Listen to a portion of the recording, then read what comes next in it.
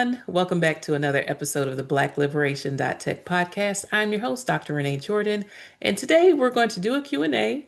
And so I'm going to jump right on in. Sustaining momentum through the hard parts of the journey. Moving forward after a major hurdle like a prospectus defense, a career pivot, or a massive project requires intense resilience. You noted that flexibility isn't about giving up, it's about adapting in ways that still honor your goals and values. What practical strategies or mindsets do you recommend for staying resilient and continuing to move on up when the process gets exhausting? Whew, that is a heavy question. So, after you've crossed a major milestone, you can get tired. You can be like, you know what? I'm finished with this. I don't want to do this anymore. When is this over? I would have to say that I would encourage you to reflect and remember, even go back over your journal. Hopefully, you kept a log. Hopefully, you kept a trail. Hopefully, you kept a picture, whether it was a vision board, whether it was a daily journal, whether you had a blog post, whether you stood up and you shared your goals with someone and said, this is what I want to do. Remember what you set out to do and keep going in that direction. Getting a PhD was a long process for me. I worked full time and I did all of the things that made me a strong candidate for a PhD, meaning I had practice doing research while I was in school. I did graduate research assistantships. I did internships. I presented at local, regional, state, national, and international conferences while I was a graduate research assistant, while I was in school, while I was also working. And so I kept going because I remembered what I told my nieces, my nephews, my parents, my brothers, sisters, family members, those in my community. I told everyone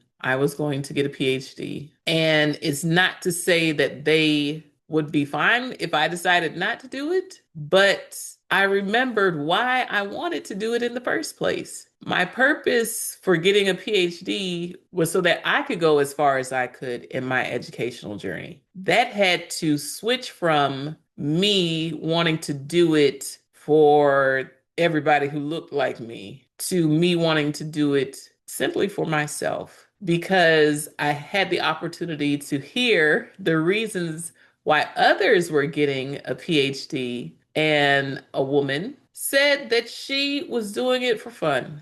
And I said, oh my gosh, if she can do it for fun, surely I can do it because it's something that I want to do for myself. In reflection, I had the opportunity and I took advantage of it. There were not too many generations ago, to be exact, my grandmother was not able to obtain a college diploma. And so me being able to have the opportunity to not only get a bachelor's degree, a master's degree, another master's degree, and then a PhD was like, you know what? They're giving me this opportunity, opportunities that were denied to others, opportunities that others in my family weren't able to take advantage of.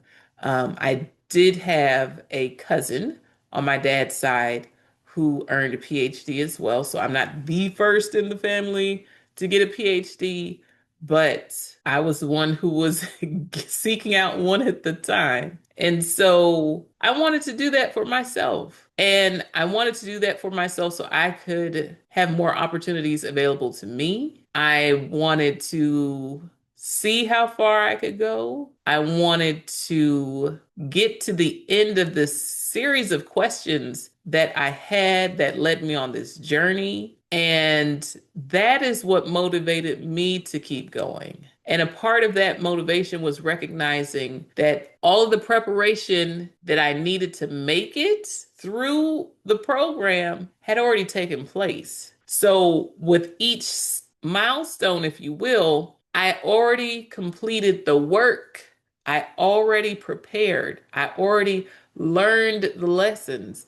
I already read what needed to be read. I already demonstrated that I was capable of doing research projects time and time again before I got to the prospectus. And that allowed me to be successful at that point. And knowing that I made it this far, I can keep going and see it through to the end and actually complete my dissertation and defend it. Because I saw the steps that I took, I had record of it, and I knew that I would be able to essentially do it again. And I had the support of my committee in order to do so. Now, the resilience piece comes in when it comes to needing to make adjustments. The resilience piece comes in when it comes to taking breaks. One of the things that I would tell people, and I would say, so that I would tell them to encourage them, not to show off, was that I would take Saturdays to do absolutely nothing. No volunteering, no going out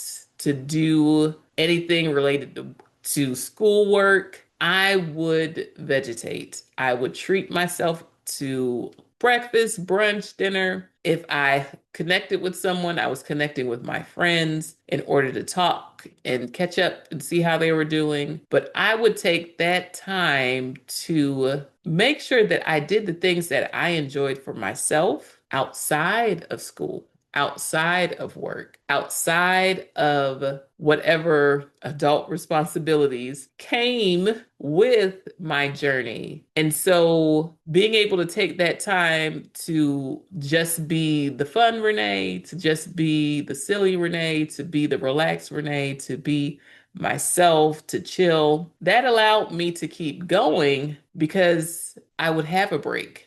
I would have a time to relax. I had scheduled time to socialize outside of work, school, etc. And so a part of being resilient is allowing yourself the flexibility to not only adjust what's going on with your goals in terms of academic goals or professional goals, but life goals. Like, what is it that you want to do? And so some of those other breaks that I took after I finished collecting my data, I went to Hawaii. And if you go through if you go through my episodes, you'll see that if you go through my YouTube or social media, you'll see that there are video clips of me driving through Maui. Yes, I went to Maui afterwards. I went to, let's see, after I finished collecting my data, I went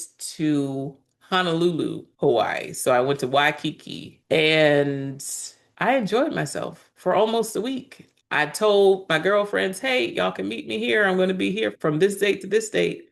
That's how I do girl trips. Meet me there. This is where I'm staying. This is the flight I'm taking. Let me know, your accommodations. That way we can show up and we can meet each other there and things will already be taken care of. And so I was able to meet a girlfriend in Hawaii after collecting my dissertation data. And I was able to do that. Why? Because I worked and I saved money.